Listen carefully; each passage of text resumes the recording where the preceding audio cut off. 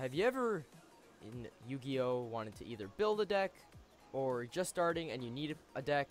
Well, there's always the thing that you have to build the deck. So look no further on how to build a deck, some quick easy steps on how to get there, and for those players that are already veterans, just here's some simple tips that you could use on a day-to-day basis on deck building. So look no further, and without any more introduction, let's get started.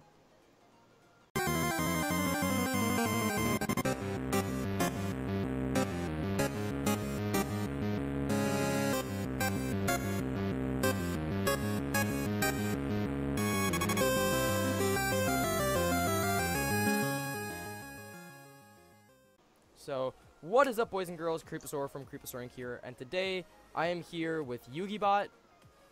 Hello. To do a quick little deck build theory / guide on how to build decks, for veteran players and for new players. So let's just jump right into it. So first thing is right here, we got find an archetype. This step is relatively simple. Just find a deck / archetype that resonates with what you want in a deck and what your playstyle is. So what this pretty much means is just, find, as it says, just find an archetype / deck that you really like playing, Burning Abyss, Dark Magician, Blue Eyes, and just something that, resonates with how you play how you play the game, and what kind of feels right to you. So yeah. Next one is, do some research. And then this step is a little more complicated and time consuming. In this step, you should take the time to do some research on the deck and its capabilities, find some cards that can help with combos and consistency. So YugiBot and I talked about this, that these two steps can kind of be interchangeable. This one can come first or the other one. So I'll let YugiBot take a step here and, talk about it a little. Right, they go hand in hand. It always depends on your preference, because if you like how a card looks, well, that could be find an archetype, because maybe you like all the Dark Magician girls and you want to build a deck around them. But if it's a certain playstyle that you want, maybe something like the reusability of Yang Zing and just how they can keep summoning more of them, then you might want to do some research. Yeah, it takes the oh, I like the art of it kind of standpoint, and then you're like, oh, let me do some research on them. Or it's like, you already know a bunch about the deck, so you start, since you already found the deck, you start doing some research, you know what I mean? Right. The two concepts here kind of go hand in hand, but they're good fundamentals that you should know when going into deck building, just because it makes, a little more streamlined, a little bit faster to build a deck, and, just helps out in the long run, you know what I mean? Right, you can go with any order with these, but they should always be the first two. The first two, because if you start out with some of the other steps, you're going to get a little discombobulated because you'll have to go back into the steps, you know what I mean? And no one wants to backtrack. Yeah, backtracking, consumes time, and then you can't, play Yu-Gi-Oh! If this is the only deck you have. So next step we have is set some roles. So in this step, you want to use the research that you did in the last step to help set roles to the cards that are going into your deck, such as aggression, defense, removal, stall, combo, etc.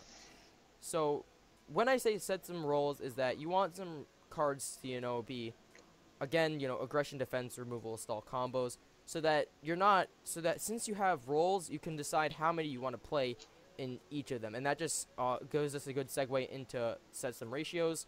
But back to set some roles. So this allows you to know which cards do what, not just based on their effects, but allows you to understand on a fundamental level what they can do in your deck and how they will really affect you in the game state in the long run. So I've been talking a lot. Let's let YugiBot get back right into this. So many archetypes have different roles, and they could always have a multitude of different roles for each card, and knowing what each card can do, will do, and should do is a staple when knowing how to build the deck.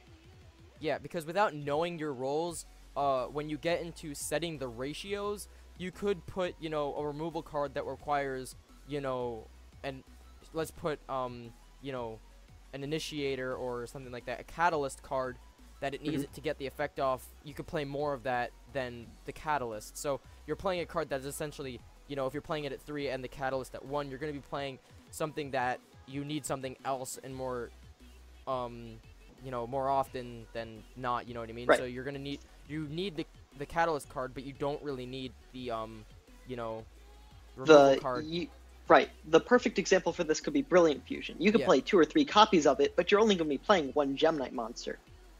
Yeah, so you don't want to play like 3 Garnets, which is usually the Gem Knight that people use for Brilliant Fusion, and only 1 copy of Brilliant Fusion, because you're going to be seeing the card that you want to send off of Brilliant Fusion more, and that's not what you want. You want to be able to see Brilliant Fusion in most cases, and you want to see Garnet as little as possible. So in most cases, people will play 2 Garnet, so that even if they do draw it, they have another one in deck just to make sure, and then their Brilliant Fusions are still alive.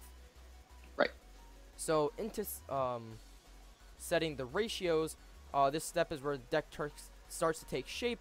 Use the roles that you set to the cards and research you have accumulated to set ratios to your cards to maximize on playability and consistency, while also staying within how you like to play the deck. When you set the ratios, you want to make sure that you have you know, the right amount of removal cards, the right amount of catalyst cards, right amount of aggression or defense in, you know, favor to what type of deck you're playing. You know how in Paleozoic you're a little bit more defensive until you get all your traps in the graveyard, so you can start, you know, making Xyz monsters or so on and so forth. So you're going to be setting a lot first, so it's pretty defensive at first. So in decks like, let's say, Mermail, it's going to be really aggressive. You want a lot of aggressive cards that are going to get a lot of aggressive removal effects off, and so on and so forth. So setting the ratios to cards like, you know, just because I said Mermail, you know what I mean? You play 3 Neptibus because Neptibus is a really good card in the deck, and being able to see that a lot is amazing. So you want to maximize on it, since, you know, it's not limited, semied, or, you know, banned. So if you can maximize it on that card, you should. You know, playing Dragoons at max, because that is an amazing card. But then Heavy Infantry, it's kind of dead in the hand. So playing it at 2 or, you know, 1 is really, really good, because then you won't draw as much, and, you know, you can send it off of Neptibus, or you can search it out of Dragoons when you really need it. And then cards like Marksman, you know, you play it 1 if you're going to play it, because in this meta right now, having cards that destroy back row is kind of, you know, not the best thing, because in this meta, it's going to be a chainable back row nowadays, you know what I mean? So, right, or it's already outclassed by better cards. Yeah, so I mean, I can see myself playing it at 2 in the future, just because I've seen people starting to play D-Barrier at 2, you know what I mean, starting to play chainable traps less, but in the Paleo matchup, you need back row removal. So having back row removal would be really handy, but, you know, setting ratios in general will help you maximize and know which cards you want more often and which cards you don't. Right.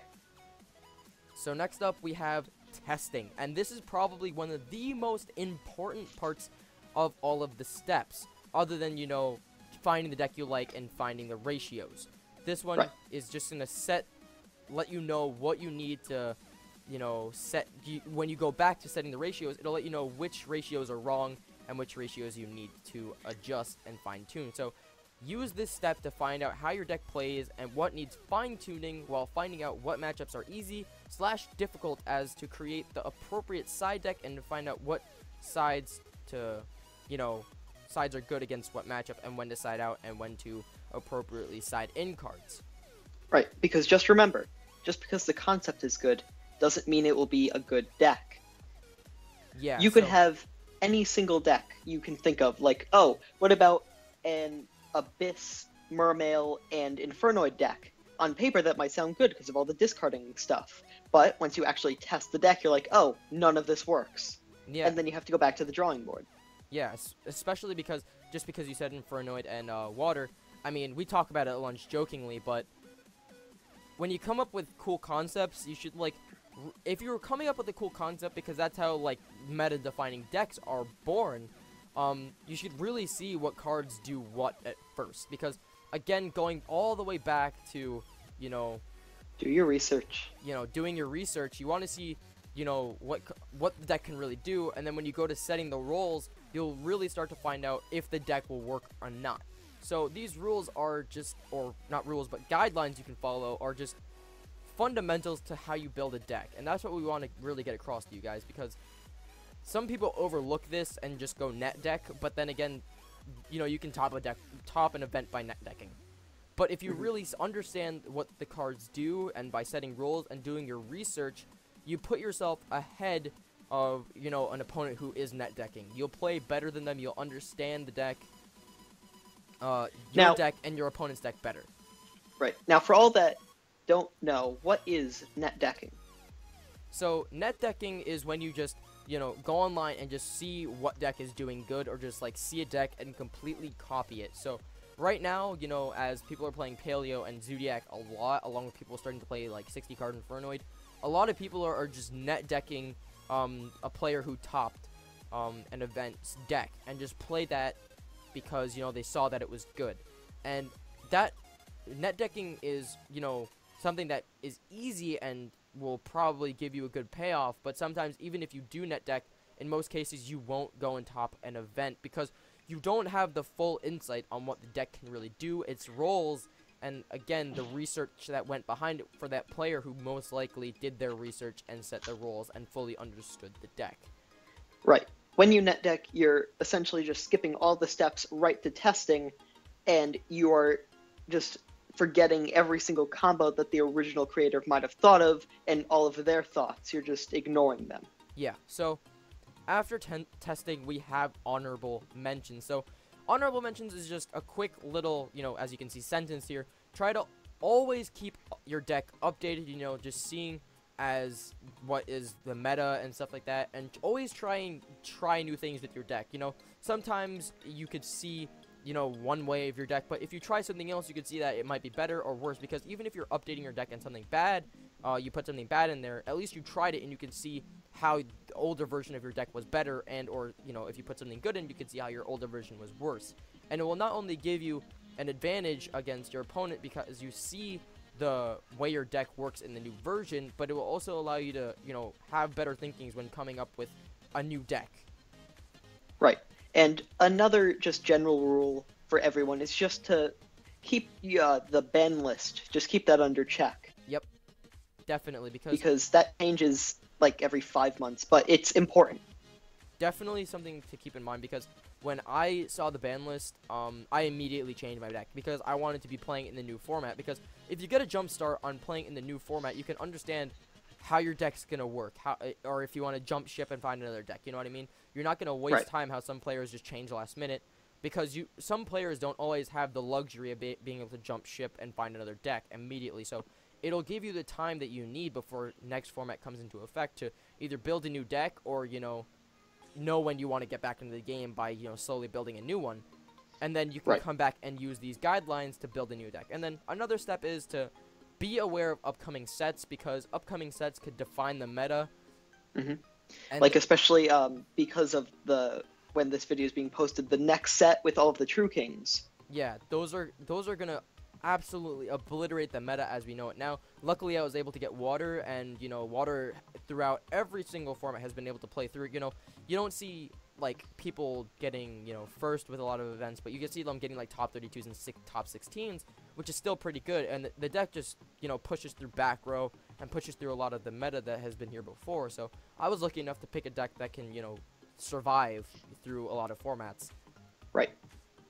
And Infernoid is another one of those decks which Yugibot is playing that is kind of flexible, because it doesn't work out of the extra deck, you know what I mean? It has a lot of big beefy monsters that have really good effects, and just pushes through a lot of formats and everything really. Even with True King coming out, it's still gonna have a lot of playability, although it's gonna have trouble with the big beefy monsters that True Kings have.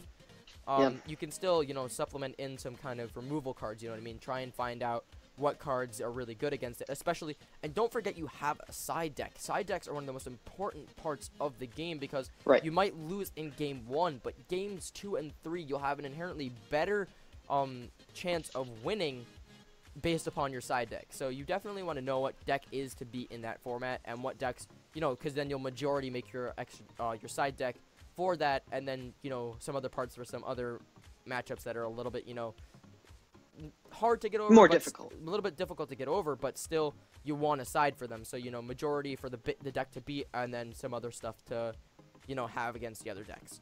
Right. And this all just strings back to just do more research. Just Yeah, do research. Yeah, this whole thing, I talked about it with Yukibot beforehand, and I talked about it, not gonna say I talked to myself a lot, but I just like, I like thought it over a lot to make sure that it was like quick and concise, guidelines that for new players and even veteran players that just, net decked, or veteran players that just want some guidelines that they haven't really followed. They just kind of just thought in the back of their head, but they never really gave it some Any kind of further thought? that this is something that you can, if you forget, you can click onto and come back and just look it over, you know what I mean? Right. Just something that every Yu-Gi-Oh player should know. Even if you're just playing GOAT format, doing the research on GOAT format and what was in that format and how you should play the deck and, how you should build your deck. Because there's a bunch of different GOAT format variants, but there's a whole bunch of different ways to play them. So Right, so doing your research can give you a clear edge as opposed to other people. Yeah, so hopefully this can help out, veteran and new players, as I said, and hopefully this video gets, a wide array of viewers, because it's not like a video that I'm just making as like, hey, can you guys check this out? It's a video that I want to help the community.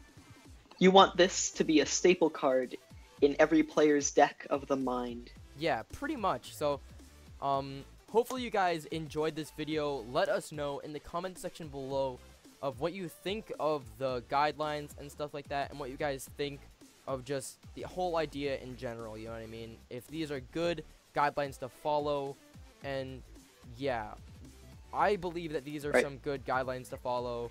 I follow them when I'm building a deck. I'm pretty sure Yukibot follows them as well. Just 100%. 100%. You know what I mean? So definitely, guys, if you liked this video, hit the like button as hard as you can, and subscribe to the channel for some more awesome Yu-Gi-Oh content from not only me, Creeposaur, but from Yukibot, because he puts up those awesome duel videos, and he just put up an awesome discussion video on I forget the card's name because I'm Contract with Don 1000. Because that card is actually the nuts. You guys should pick it up because that card is amazing. It's draw power and makes it a problem for your opponent. But yeah, guys, subscribe to the channel for some more awesome Yu-Gi-Oh content. And as always, guys, guys, yeah. Guys. All right, guys. Hope you enjoyed. And as always, catch you guys in the next one. Oh, one more thing. Sort of signing out. What? Yeah. What? Play Contract of Don 1000 in Aqua Actress. Just saying. Okay. Anyway, guys, thank you so much for watching, and subscribe. As always, hope you enjoyed. Catch you guys in the next one. Later.